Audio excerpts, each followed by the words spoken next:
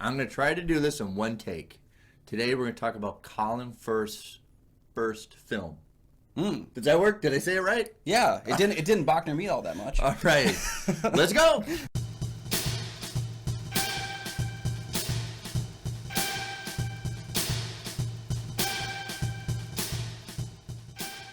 Hey, welcome back to the show. I'm one of your hosts, Kyle Goethe from GoatFilmReviews.com. Try to say it. First film. Okay. Hi, I'm Nick from the St. Paul Filmcast. Thanks for watching. Thanks for finding us. And for our loyal fans, thank you for continuing to support the show. You can follow the show on Twitter and on Instagram. We do have a Patreon. Check that out for some great deals. Both Kyle and I are members of the Minnesota Film Critics Alliance. Check out that website for other critics' reviews as well as ours. And today we're going to talk about a film I consider is kind of under everybody's radar. I know film critics have never heard of this movie, including you. It's Apartment Zero. So Adrian Leduc runs a classic movie house in Buenos Aires, but he needs a little extra cash to help with the underperforming theater and his mother's ailing health.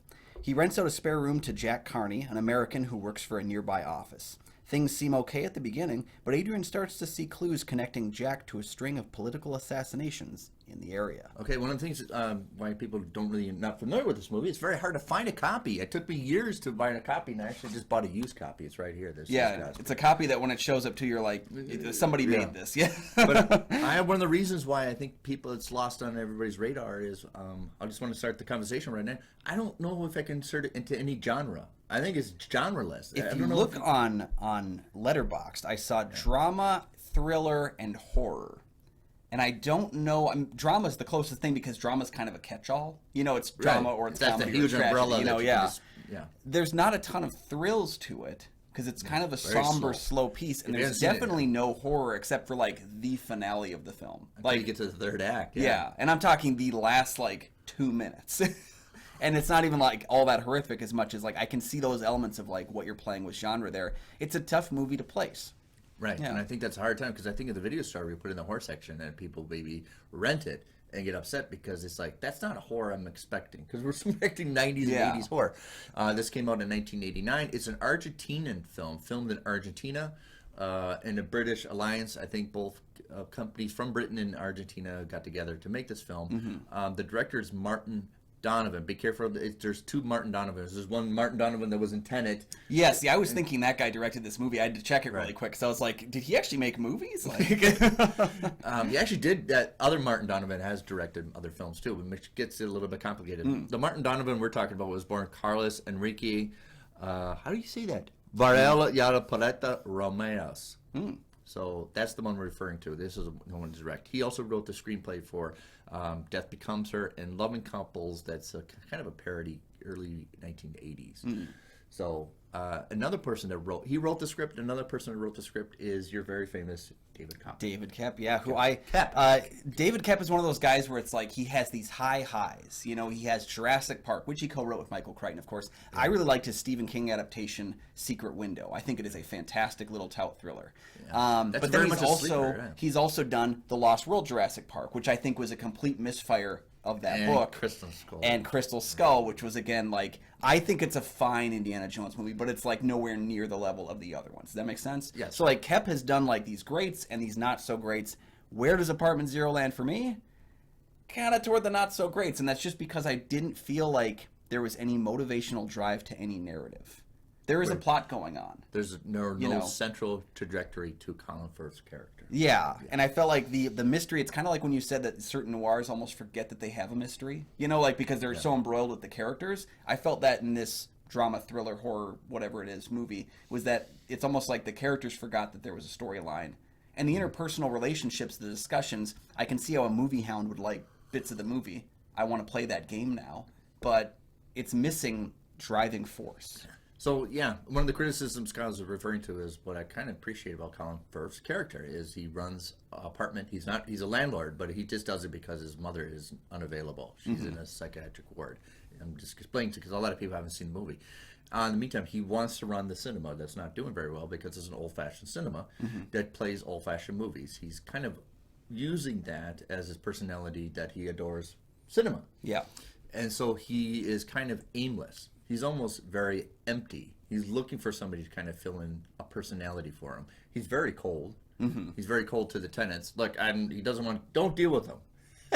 Yeah, well, he seems to fear. He seems to have a little bit of, is it agoraphobia, where he doesn't want to get out of the house, like he wants to stay in, he wants to be protected. There's that scene where all the tenants come in and rush him. And that's not flushed out as well either. Yeah, and so I felt for him as, maybe the zero of the apartment is kind of the driving force of his life is he's not moving forward. He's moving at 0 miles per hour. He's not developing anything. He's not creating any new relationships. Even his movie tastes are in the past. He's not really going forward with anything. And that's what he sees in Jack Carney, Hart Bachner's character, is that this is a guy who's got it together. Yes.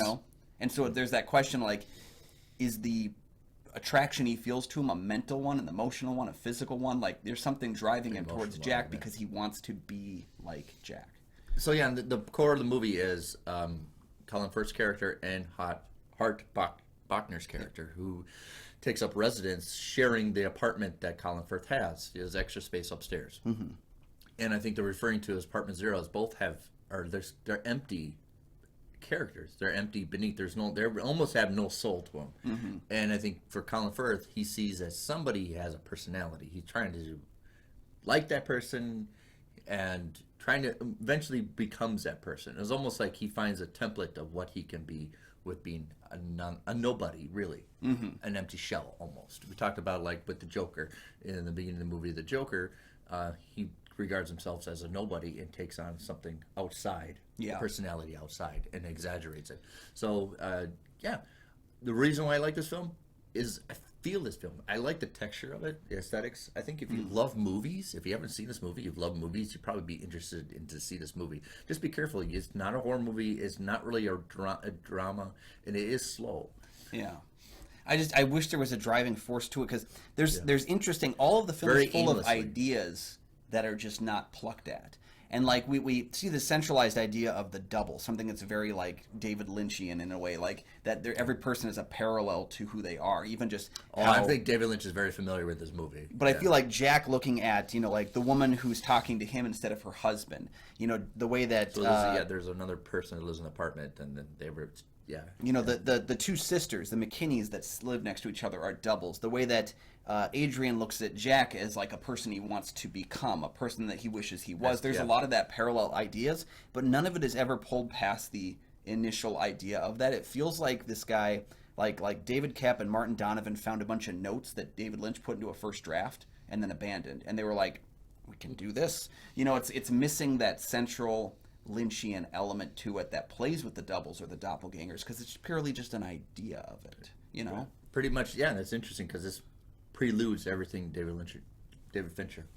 That's interesting, but I do enjoy it. I think everybody would kind of enjoy it. I know there's a lot of because there's no core of this, and everybody's pretty much aimless. There's a lot of scenes that's like, why are we seeing this film? Because there's a lot of empty dialogue. There's a scene in the stairwell that's, it could cut out of the film. Seems if you cut out of the film that when he talks to the trans person. Yeah, there's a trans character in the apartment. If you don't notice, sometimes she dresses like a man, sometimes she dresses as a woman. So it's hard to that person. So if you have to watch it multiple times to see that person, multiple different. Yeah, and I had to pause for a second because I honestly thought it was Colin Firth. In cross-dressing. Like, I thought Colin Firth's character was... Because, again, like, watching it, it's an older copy, and we can tell that, like, the movie has not been kept up and cleaned in that way.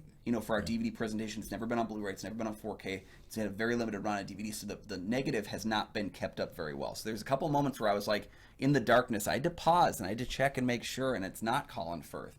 The introduction of a lot of characters...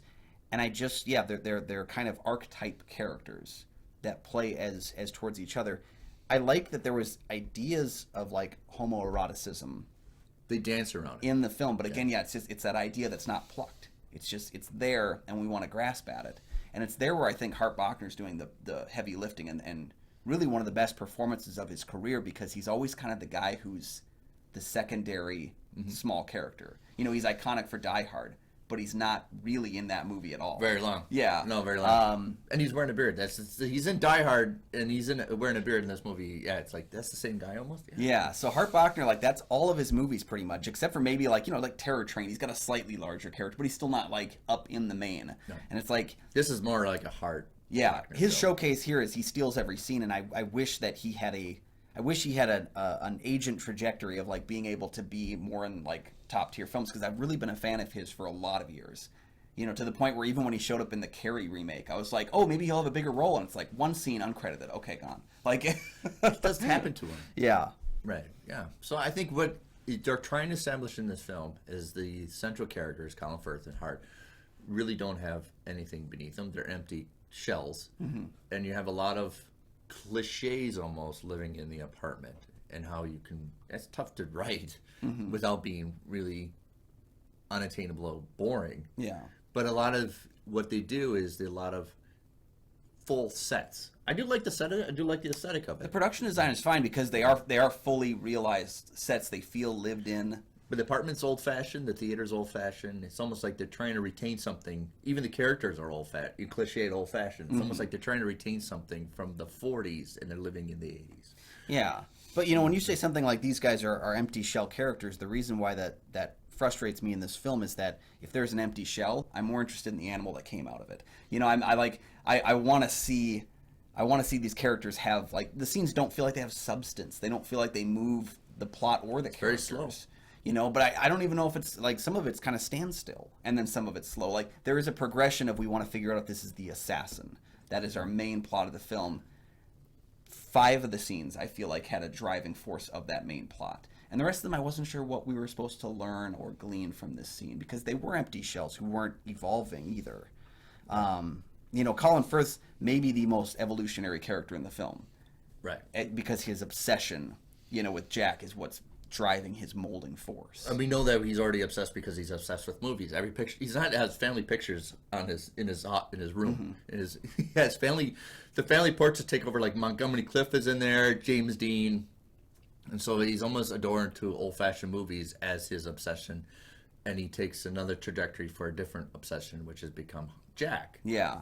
And then he's like, well, how's Jack cool? How's Jack doing this? And then Jack's like, I'm going to leave. Don't leave me. I'm just beginning to get a personality here. He gets to the point where he's willing to go to California with Jack, too, because he's willing to actually break his mold, break his home to leave. Yeah. I have to agree with you that the authentic transition, and though the story had to go that way, doesn't have this essence pop to it that you need. Yeah, it felt, the last couple scenes where this transformation takes place felt like they were a twist ending to a Tales from the Crypt episode. You know, with the body and you know, like him leaving and now he's kind of become someone different. And I was like, that's our movie. Like, stretch those scenes out, because I want to see like this fascination really go off the end here. What I noticed with those pictures too is a number of the performers in the pictures in Adrian's home were people that were believed to be potentially hiding homosexuality or like being gay in the scene. Like there was theories about all these people. I'm not saying they were, but there was theories about these people that maybe they were closeted. And it's interesting that they're inside Adrian's home. Well, Liz Taylor was very famous saying, you know, I really love Montgomery Clift, and he turned me down and broke my heart. But the reason why he broke my heart kind of makes me feel good, and we kind of know why. But there was even rumors about James Dean for a little while, and there was rumors about all these people that kind of popped up in the film. And it's like again, like the pictures on the wall do more of the character building than some of the scenes do, and it's like I really wanted, like, let's examine those elements. I know it's 1989; it was a little bit tougher to get those kind of elements into a film, but you have so much of it here. Like, there's so much of it hinting at a potential, like, you know, homosexual relationship in a time period when it was not as accepted.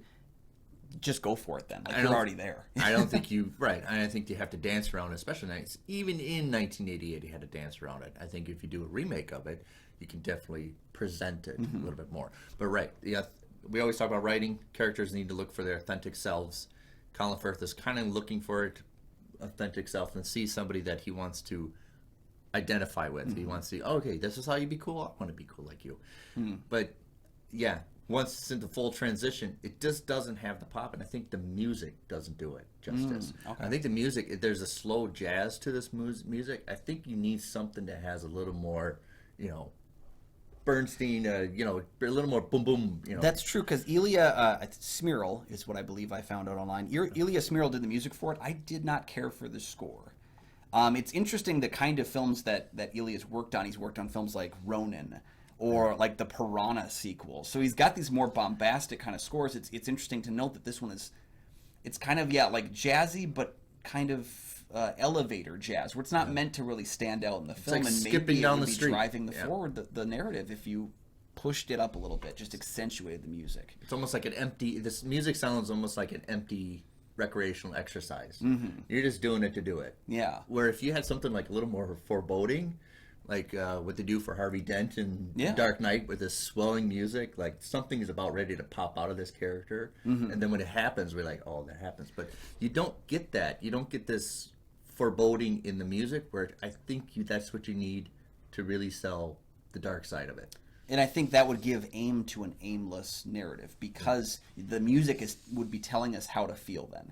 And music can do that without even letting you know that you're feeling that way.